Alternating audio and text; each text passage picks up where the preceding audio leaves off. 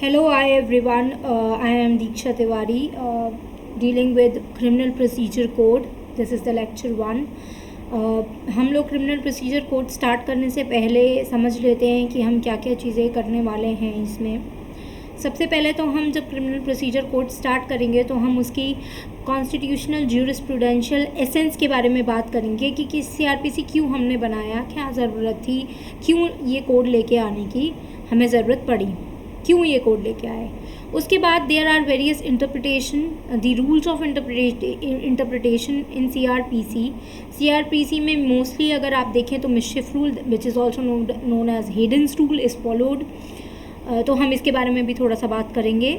फिर हम आगे बढ़ेंगे और हम inherent powers of court under section 482 inherent powers of high court under section 482 के बारे में बात करेंगे, जिसमें हम कई सारे एस्पेक्ट्स डील करेंगे कि इनहेरेंट पावर्स क्या होती हैं, इनहेरेंट पावर्स हाई कोर्ट के पास ही क्यों होती हैं, इनहेरेंट पावर्स का पर्पस क्या है, इनहेरेंट पावर्स क्यों ज़रूरी हैं, इनहेरेंट पावर्स के अलावा भी कुछ एंसिलरी पावर्स होती हैं तो उसका क्या सीन है, और इनहेरेंट पावर्स सेशन कोर्ट्स के पास क्यों नहीं होती है, वो क्यों सिर्फ और सिर्फ हाई कोर्ट के पास होती है। ऐसे कई सारे क्वेश्चंस का हम आंसर देंगे। कुछ इम्पॉर्टेंट वर्ड्स, की वर्ड्स जो कि बेयर एक्ट में यूज़ किए गए हैं उसके बारे में भी डिस्कस करेंगे। उसके बाद हम जब आगे चलेंगे तो हम हायरार्की ऑफ कोर्ट्स के बारे में डिस्कस करेंगे। उसके साथ हम सेक्शन 1, 2, 3, 4 डेफिनेशन क्लॉज के ऊपर ज़्यादा फोकस करेंगे, क्योंकि जो डेफिनेशन क्लॉज है उसी से हमें ये समझ में आएगा कि हम आगे कैसे चलें, और डेफिनेशन क्लॉज ही हमें आगे कुछ जो वर्ड्स यूज़ होंगे उसका क्या मीनिंग इस पर्टिकुलर प्रोविजंस में, इस पर्टिकुलर कोड में निकालना है, यूज़ करना है और क्या इंटेंशन है वो बताएगा। उसके अलावा हम कॉम्पिटेंसी के बारे में भी बात करेंगे, हम इसका ओवरव्यू लेंगे, जिस लेंगे। उसके बाद we'll quickly move further into the discussion which is very much important, whereby we'll be handling the distinction between investigation, inquiry and trial. And what do you mean by the term investigation? Now, when we move further, we'll be also discussing about cognizable cases, non-cognizable offences and cases, and we'll be dealing with section 155, 156, section 2C, section 2D, and then further on the seventh point which we are going to discuss is what you mean by FIR, first information report, which is discussed in the code under section 154. What do you mean by? There are various provisions, there are various other aspects which needs to be discussed, such as what is the inventory value of FIR, what do you mean by FIR, when can a quashing of FIR be done, can there be many FIRs, zero number FIR क्या होती है, compulsory क्यों it is, why it is compulsory to register an FIR, what are the consequences if the FIR is not registered in the earlier stages, or maybe it is registered very late, so what are the consequences.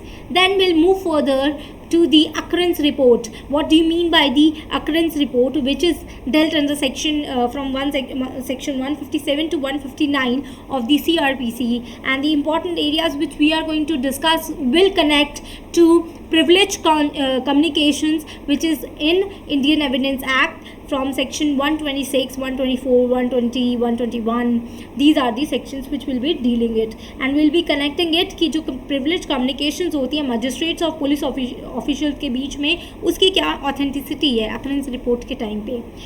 उसके बाद हम बात करेंगे जो हम statements देते हैं to the police officer in the course of investigation, उसमें फिर हम section 27 of the Indian Evidence Act के बारे में बात करेंगे। 24, 25, 26, 27 के बारे में हम पूरे के बारे में हम बात करेंगे कि उसकी क्या एविडेंटरी वैल्यू होती है।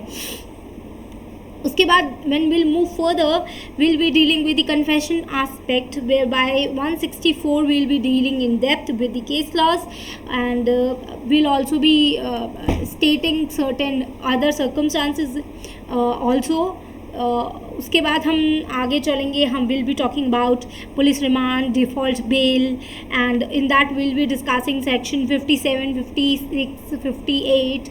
And when you talk about these sections are very much important from the point of view when you are sitting in some competitive exam and you are going for preliminary stage of the exam. 30% of, mostly in judicial services, if you see, 30% of the subjects, 30% of the questions will be covered from this part, investigation part.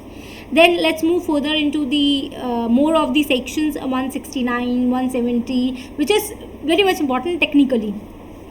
Then when we talk about case diary, what do you mean by case diary, क्या क्या aspects होते हैं. 145, 159 of Indian Evidence Act also would be connected with the aspect relating to case diary, which is dealt under section 172 of the CRPC. Then we'll go further to the police report, 173. Then there are very other questions related to that. We'll be discussing the whole aspect into detail. Then we'll move further to the inquest under section 174, 172, 176. Then further we'll be moving on to the bail provisions, and we'll be discussing whole aspect of the bail, including the situation of COVID-19, bails under COVID-19. Then we'll be moving further to arrest part, whereby we'll be discussing the types of arrest, what are the safeguards of arrest, what is the leading judgment. We'll be discussing in brief D.K. Basu versus State of West Bengal 1997, which is the very important judgment which relates to the arrest. And there are other provisions like arrest by police officer, arrest by magistrate, arrest by private person, and in non-cognizable cases क्या होता है, what are the safeguards provided in the IPC or in the court. उसके बाद when we move forward with the CRPC part, we'll be dealing with the complaint proceedings, which is from section 200 to 203. Then issue of process, we'll be talking about linking the sections. There are very much interlinkage between each and every section of CRPC. So what are those interlinkages, we'll be discussing about that also. Then we'll be moving quickly further to the cognizance under section 190, 191, 192, 193.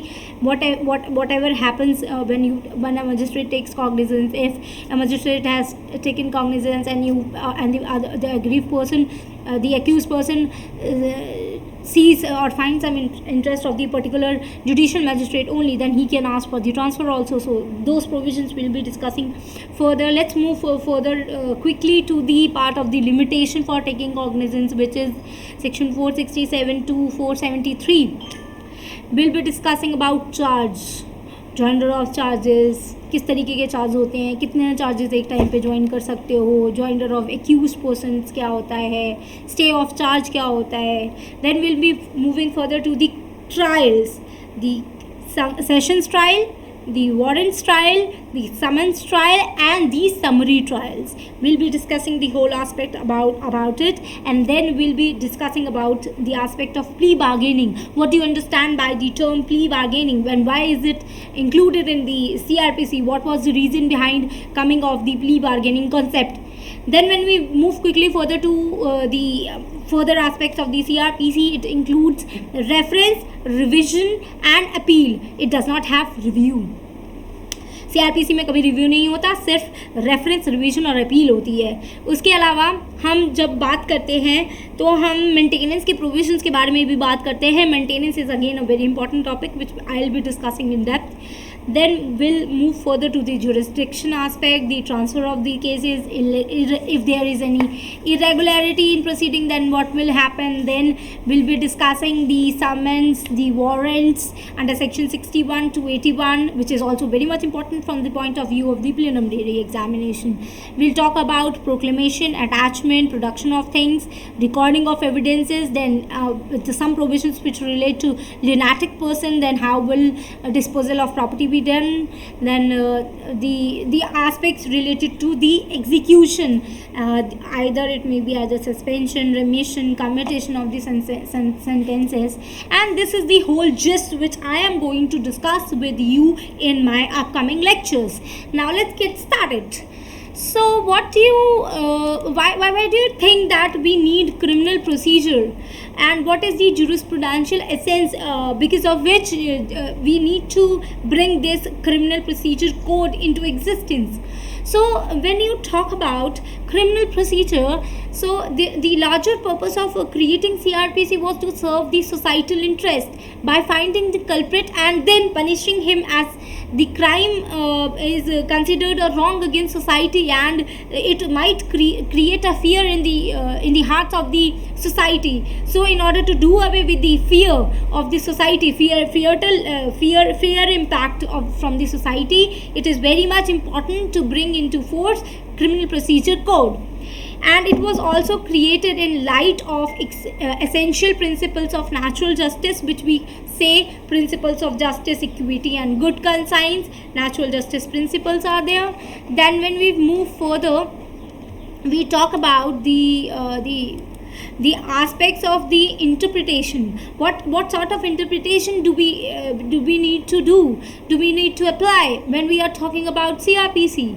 So there are two kinds of interpretation which could be applicable to while interpreting CRPC. The first is the literal rule and the second is the liberal rule, and most of the cases the mischief rule, which is also known as the Hayden's rule, is followed. Out of the various interpretations of the provision, that interpretation should be adopted which serve the purpose better, which serve the purpose of the law better. And the purpose of the law is at the end. ends are more important than the means. मतलब जो end result है वो ज़्यादा ज़रूरी है बजाय कि किस तरीके से लिया गया है, क्योंकि कुछ प्रोसीजर्स ऐसे हो सकते हैं कि अगर हमने उनको रिजिडली देखा और रिजिडली इंटरप्रेट किया तो शायद जो एंड्स ऑफ जस्टिस है उसको रिजिडली इंटरप्रेट करने के चक्कर में ख़त्म हो जाएगा, एंड्स ऑफ जस्टिस अचीव नहीं हो पाएगा, सोसाइटी का बेनिफिट नहीं हो पाएगा। इसलिए हम मिसचिफ रूल अप्लाई करते हैं कि अगर कहीं भी किसी भी मिसचिफ को डन अवे करने के लिए हमें लिबरल इंटरप्रिटेशन करनी पड़े तो हम उस पर्टिकुलर प्रोविजन का लिटरल इंटरप्रिटेशन करेंगे और एंड्स ऑफ जस्टिस को प्रमोट करेंगे। Now every law has a purpose of doing away the मिसचिफ in the society.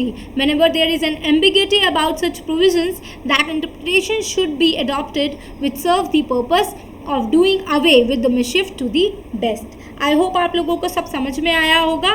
अब हम मिलेंगे अपने नेक्स्ट लेक्चर में। Till then bye bye.